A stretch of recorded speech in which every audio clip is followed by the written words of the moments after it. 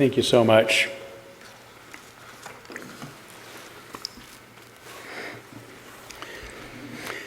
Here we go. For those who voted against him, Donald Trump's re-election to the White House this week is just as disturbing as was his election 8 years ago. Although for me, at least, it doesn't feel nearly as shocking. Back then, we were all in a state of disbelief, including perhaps Donald Trump himself.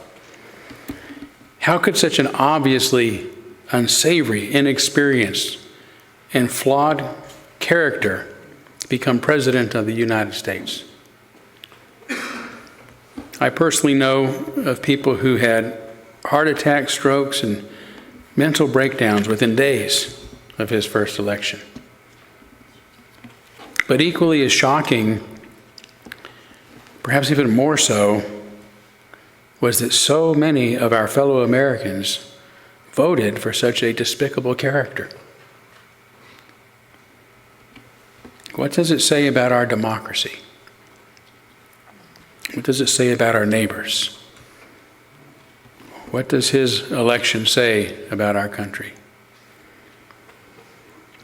The Sunday following his first election, we had a standing room only crowd of attendees in our church seeking some solace, some sense, some direction, some means of comprehending what a political outcome like that could have meant to our country.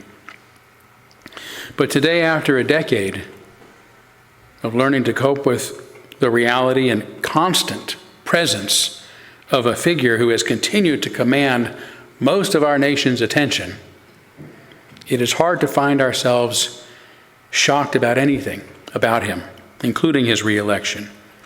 We may now feel just as confused, saddened, angry, anxious as we did at his first election, but we are not nearly as shocked, nor are we nearly as naive.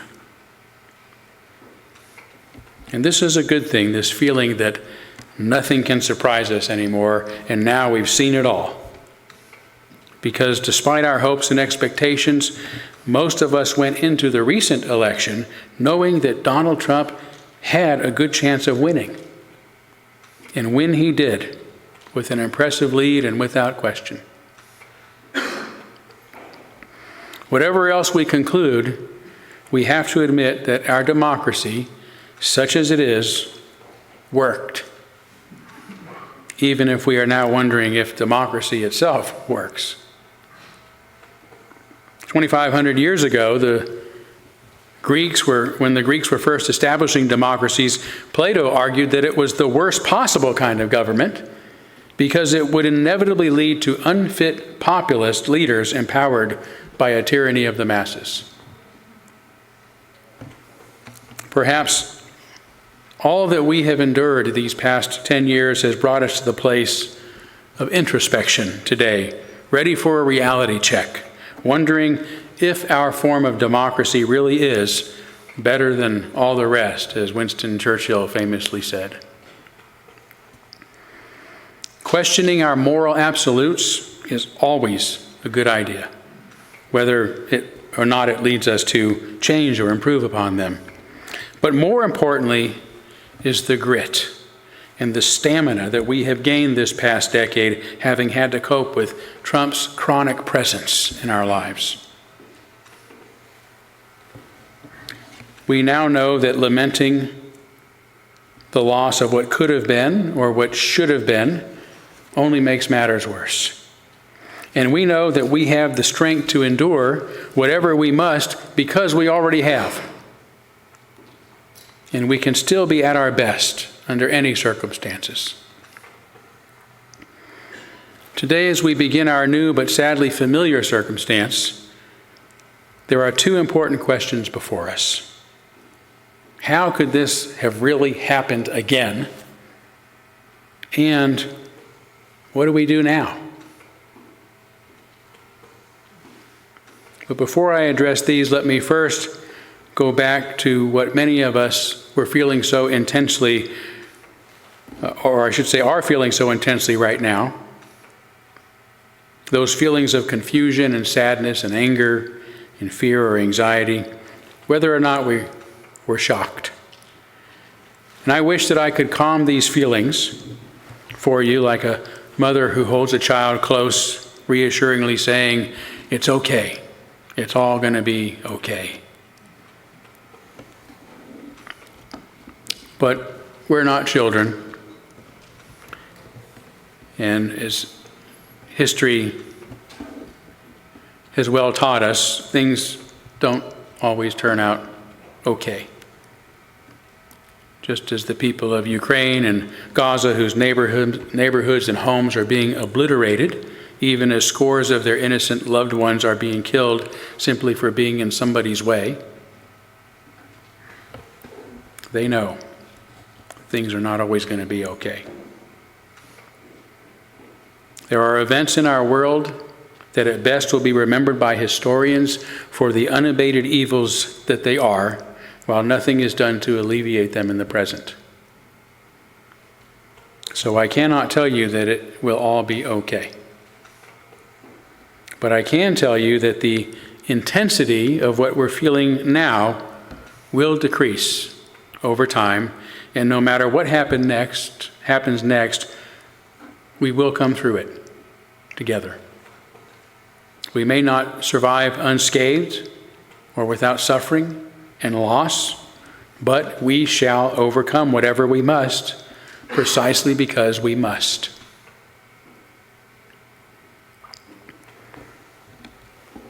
Before going further, I should also admit that the tone of my words so far presume that the election of Donald Trump is a terrible result,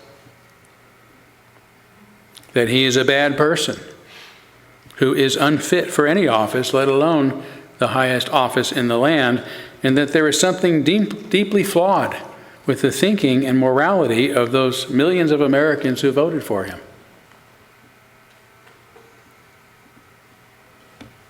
I've had some suggest that I ought to temper what I have to say about his supporters, but I will only say what I believe is true, and to leave the fair and balanced shtick to Fox News.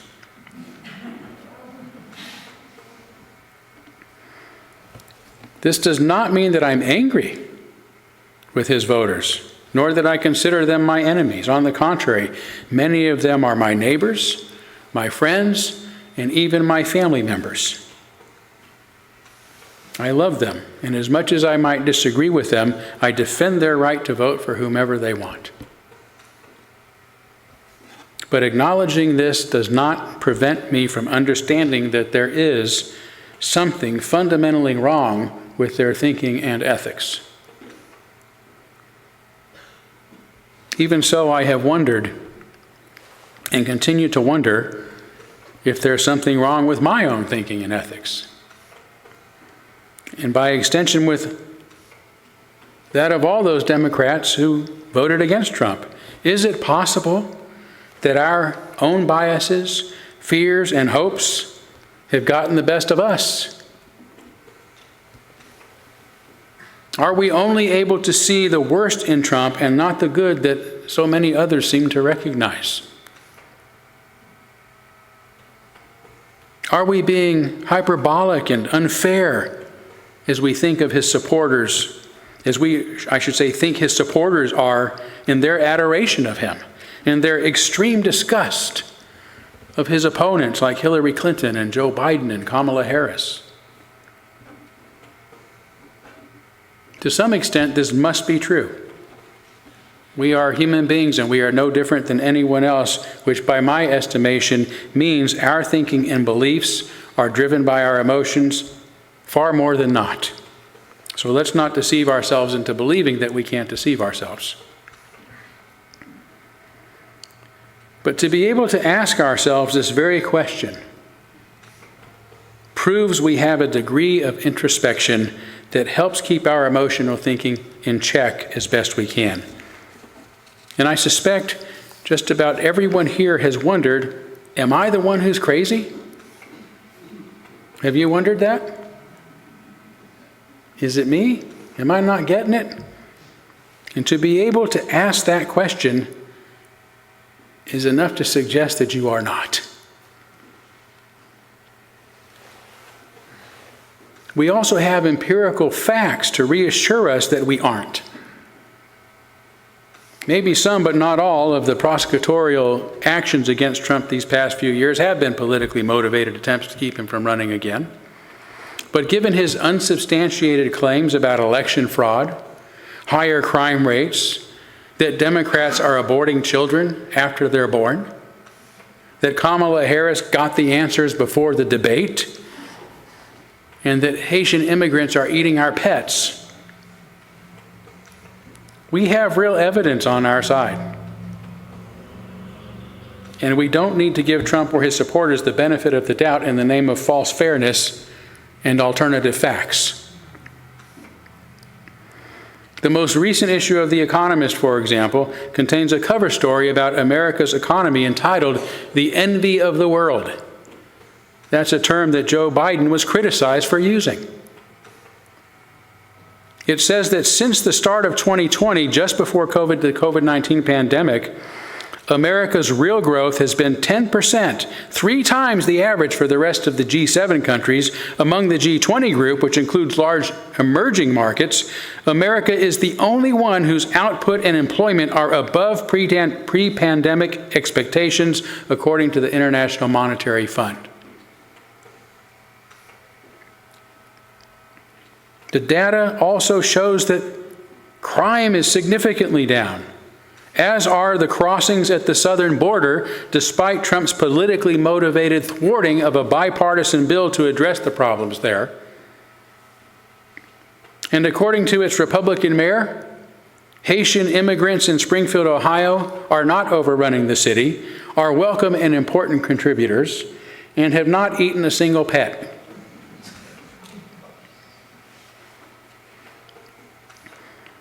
On the other hand, Trump has been routinely unable to show any understanding of important political matters, let alone offer details about his plans to improve matters. Instead of answering the questions he's asked, he attacks the character of his interviewers.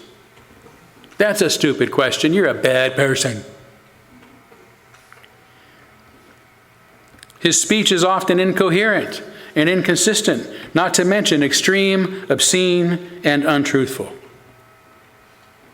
He says things that are profoundly racist, sexist, and misogynistic, as we saw on January 6th, sometimes even incendiary, not to mention his personal history of bankruptcies, lawsuits for bad business dealings, and alleged criminal activities. So there are plenty of good reasons to rest assured that Donald Trump is unfit for office and should not be in the White House no matter how many people have voted for him. Being fair and introspective does not mean that we should allow ourselves to be gaslighted by others, and certainly not by ourselves. We are not crazy.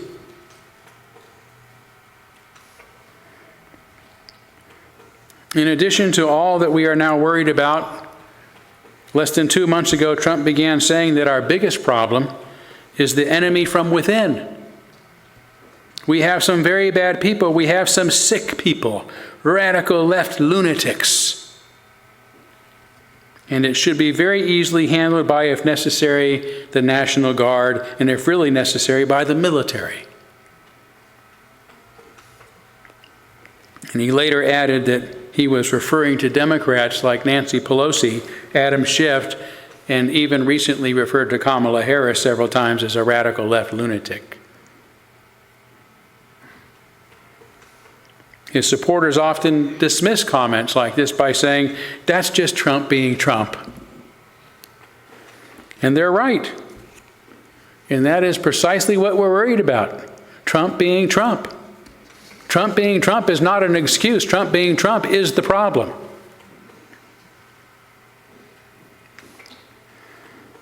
As members of a liberal religion that has a long history of liberal activism, we have sound reason to be worried about mass deportations, worried about health care, worried about Ukrainians and Palestinians, worried about skyrocketing inflation, and worried about the continuation of our constitutional democracy, among other concerns. And this leads back to the question of how so many Americans could have voted for him. Hearing the same things that we have heard and knowing the same things that we know about him.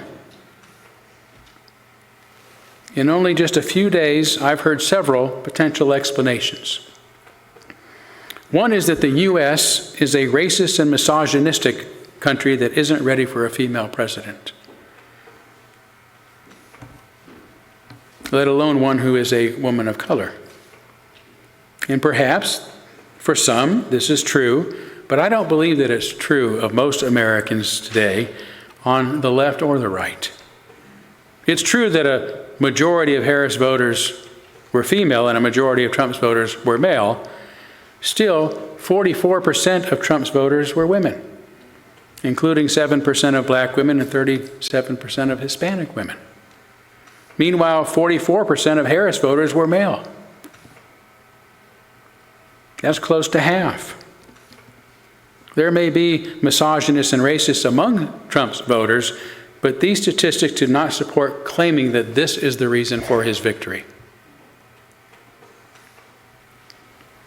Another possibility is that economically disenfranchised white males are now poorer than they've ever been.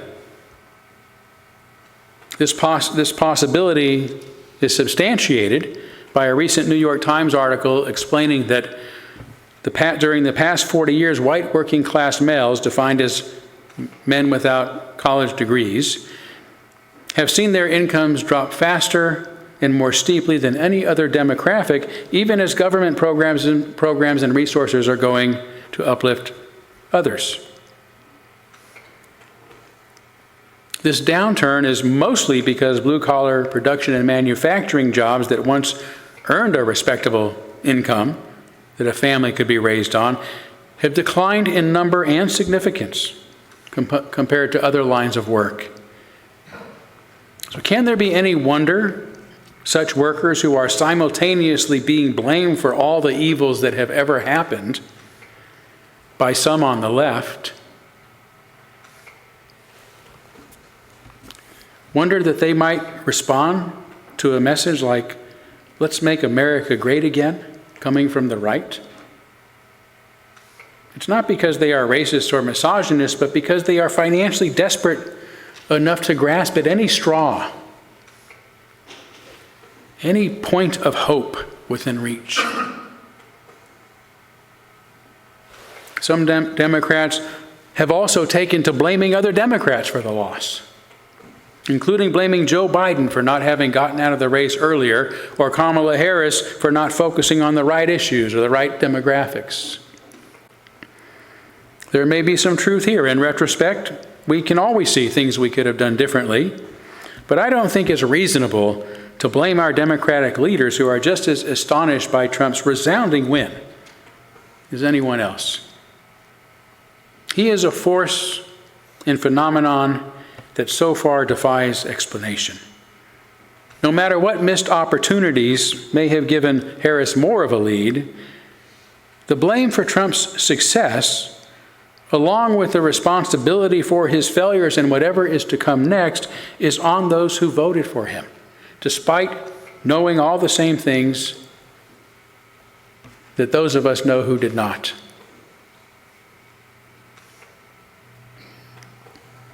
As a student of history and social psychology, I think rather than focusing on the particulars of this election, we should take a bird's eye view of the circumstances that always give rise to authoritarian leaders who play upon our fears, especially by creating an evil other to blame for all of our woes.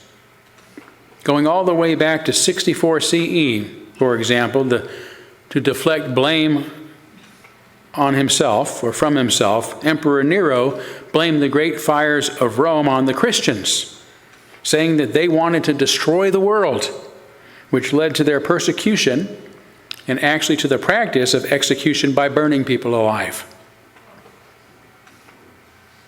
as our Unitarian founder Michael Servetus eventually was in the 16th century. Hitler, as we all know, scapegoated the Jews for all of Germany's problems. And now Trump is blaming immigrants who are rapists, criminals, taking black jobs, along with us radical left lunatics.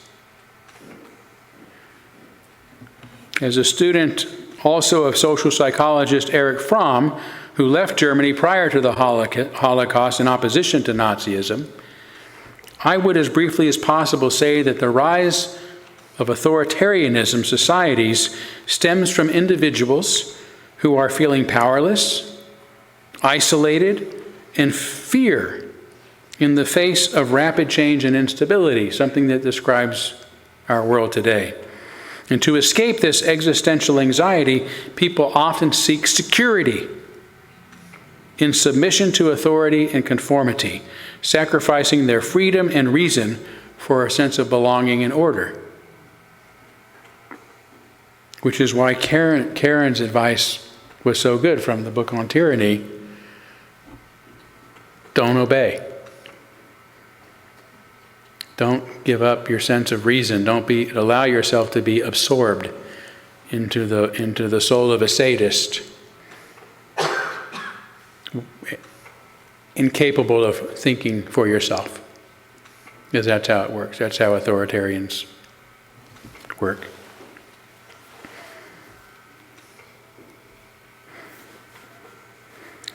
That's how Fromm talked about our this tension between freedom and belonging that all humans experience under any circumstances, and the wrong way to deal with it is through the sadomasochistic relationship, right? So that you're able to. The problem is how do I truly be free and individual and belong,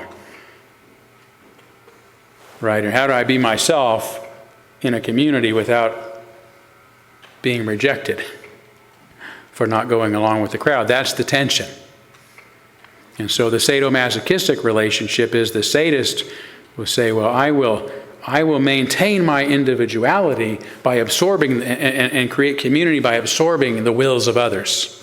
That way I'm close to others, but I'm still an autonomous individual. And the masochist does the opposite. Says, I will become close to somebody by giving away my sense of self. And that way I'll be connected as an individual. That's a very sick way to deal with it, rather than to do the dance. I won't go into the dance. It's another subject. But this to me explains the rise of Donald Trump today, and is how we should understand the time that we're living in. As a historical moment that must be understood from a historical perspective, so that we can navigate through it without repeating the worst mistakes of the past. Rather than paying attention to this particular election and this particular authoritarian, we need to look at the bigger picture. And as catastrophic as this sounds, I do not want to catastrophize the situation and do not believe, dire as it is, that it is dire as it seems.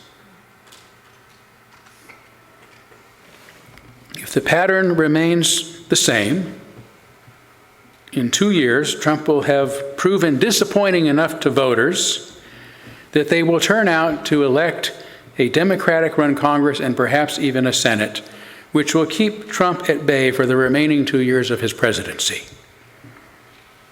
A Democrat will be elected after that. Then in 2 more years, one or both houses will regain a Republican majority, and so the pattern continues. So let's hope that our democracy holds for 2 years, just long enough to reestablish the ineffective gridlock government that we're all used to.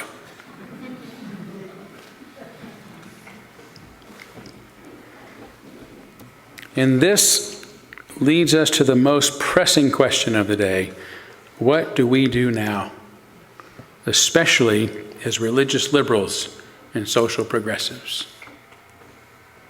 Firstly, I advise again that we do not catastrophize the situation unless or until there is an obvious catastrophe visible on the horizon. Let's not panic, even as we take serious matters seriously. Secondly, make good use of the stamina and the grit that we have had to build for the past decade, especially since after the shock of 2016. You know that you already have the strength and fortitude to get through this because you have already done so. Thirdly, don't become callous. Don't give up. Keep caring. This requires emotional intelligence. Be aware of your negative feelings, sadness and anger and fear and depression and so forth, so that they will assist you, not control you. And channel the energy of your feelings in positive directions. And we do this, we channel our negative emotions in positive directions through love. That sounds corny. I don't even like to use that word usually. But for me, love very specifically is not an emotion. It is a way of acting and behaving in the world that always considers the welfare and dignity of others. That's what love is. Wanting others to be well and to be able to fulfill their full potential. That's what love is. And we love when we help facilitate that. So, and we do that no matter what emotions we're having. We love through our anger, and we love through our passions, and all of those things. So when channeled through love, for example, our rage becomes courage. Right? That's the word, heart. The rage of the heart, core, rage. When our anger is expressed through love, it becomes core rage, heart rage. And the passion in the same way, right? If we just let our passions run amok, people can get hurt. They get in the way. But if we express our passion through love, it becomes compassion. A passion that cares for the welfare and well-being of others, including the people we disagree with, which today almost synonymously means our enemies. It's not. We've got to get over that. We can disagree with people and not be enemies. And depression, which is particularly difficult, is anger that is turned inward because we feel powerless to control a situation, to control circumstances, to control others. And it makes us just want to give up and do nothing. That's what depression is, the feeling of I don't have the desire to do anything. And I say listen to that feeling and transform it into love and compassion for yourself. Listen to that voice when it comes and says, I'm tired. I need a break. I need a winter. I need a Sabbath. I need to rest. Give yourself permission to rest and to let go and to enjoy what is good and enjoyable in your life and to re-energize. Nowadays we treat depression like it's an illness. We want to give people drugs, medications to help them get over being depressed. Sometimes it's a calling that we need to take a break. Give yourself permission to do that. Fourthly, be stoic. Stoicism is the philosophy that reminds us, as Epictetus said hundreds of years ago, some things are in our power and some things are not in our power. Pretty simple statement, but this understanding the difference is the beginning of wisdom.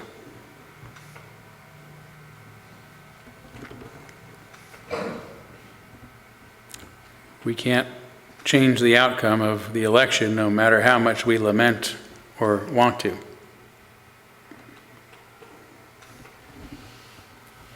but we can change our perspective, change the way we address the issues. Those are within our power. And so the idea is to concentrate on the things we can change, the things we do have power over, and to stop worrying about the things that we cannot. And if you think about it, it's usually the opposite. What do we worry about? We worry about the things we have no power over. We worry about the things we can't change. It doesn't do us any good, but just creates an anxious life. Stoicism is also based on what we call virtue ethics. In 300 BC, its founder, Zeno of Citium, Cyprus, taught that virtue is the greatest good because it is the only thing that is useful in all circumstances. All else is indifferent, meaning anything else doesn't matter. By virtue, Zeno meant that upholding the moral principles that we hold most important, which for him were wisdom, courage, justice, and moderation. And those are pretty good. But the virtues that define us as liberals today are human dignity, individual freedom, reason, and tolerance. Those are the values we believe that will help us create a good and peaceful world in which humanity prospers and individuals unfold.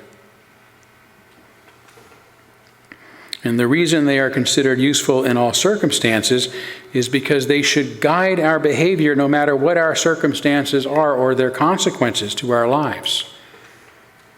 Right? When we get to that point, like we're here today, where we're confused and it's chaotic and we don't know what the future is going to hold and we don't know what direction to take, we do because we have a map. It's our virtues. Those guide us.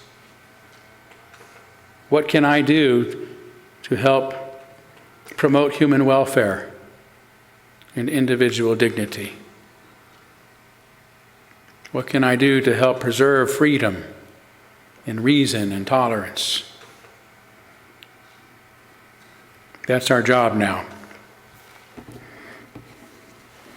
If by upholding them we benefit, wonderful. And if by upholding them we suffer, so be it. That's why all else is indifferent. Because we don't uphold these virtues and values because of how they benefit our lives, but because of how they benefit the world. Whether doing so is pleasant or not. Fifthly, I believe we must practice and demonstrate tolerance, that virtue above all. It is the principle that our world needs to value most right now, so that we stop making enemies of everyone we disagree with and become more open to entertaining new ideas in other ways. We become open, less fearful of stepping out of our echo chambers and realize we're not going to get crushed and hurt and harmed if we do. Tolerance is already a universal human value, as proven by there being some version of the golden rule, do unto others as you would have them do unto you, or as it's most often stated, don't do unto others what you would not want done to yourself, right? Don't bomb other neighborhoods. Don't indiscriminately kill innocent people. You wouldn't want that done to you, would you? Of course not. So we need only appeal to the better angel. See, when you have an authoritarian appealing to the worst demons through fear and enemizing others, creating an enemy for us to blame our troubles on, then the better angels of our nature are subdued beneath that. But those better angels are there, as the universal golden rule proves. So we just need to appeal to the better angels of our nature. Let go of the fear. fact, have you ever noticed that's what the angels say when they meet somebody in the scriptures, in the biblical scriptures? That's how you know it's an angel. First thing they say is, "Be not afraid." Be not afraid. Fear not. That's how you know it's a worthy message, a message worth listening to.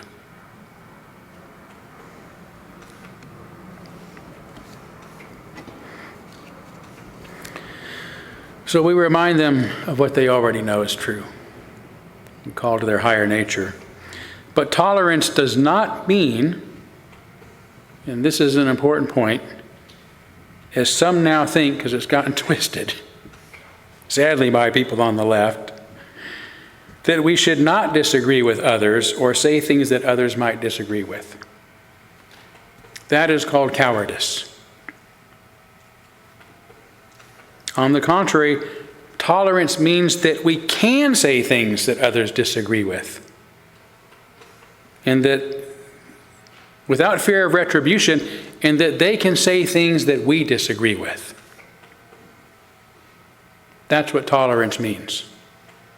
There is a world of ideas that we must allow to be expressed. And if we're smart, we might even entertain their value. Instead of doing what we're all doing now, trying to force one idea onto everybody as if somehow that's possible in a world of billions of people, and that's what's going to save us. We'll just silence anybody who disagrees, and we'll become a world where 8 billion people all think the same way, like me. It's not going to happen, and there'll be conflict and authoritarianism and all that kind of stuff until tolerance becomes the great virtue of humanity. Sixthly, remember that we need not be pawns of history, but we can seize upon this moment to be its movers. If these are the times that try our souls, then like the great figures of the past, let us not shrink from our service to our country or to our world or to humanity. Let us not be victims of our circumstances, but those who rise to the occasion.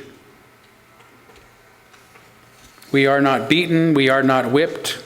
We are more determined than ever to preserve the freedoms and ideals that this country and our liberal religion are both founded upon. Let us counter authority with autonomy. Let us meet fascism with independence. Let us confront ignorance with reason and denial with truth. Let us face conformity with authenticity, submission with defiance, fear with courage, and let us lift our heaviest burdens together with the strength that we give each other.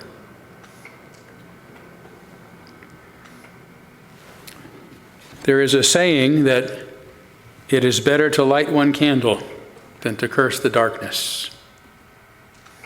And I say that the smallest of candles shines brightest only in the darkest of hours.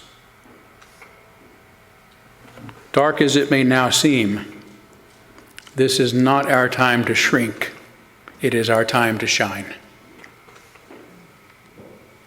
Thank you.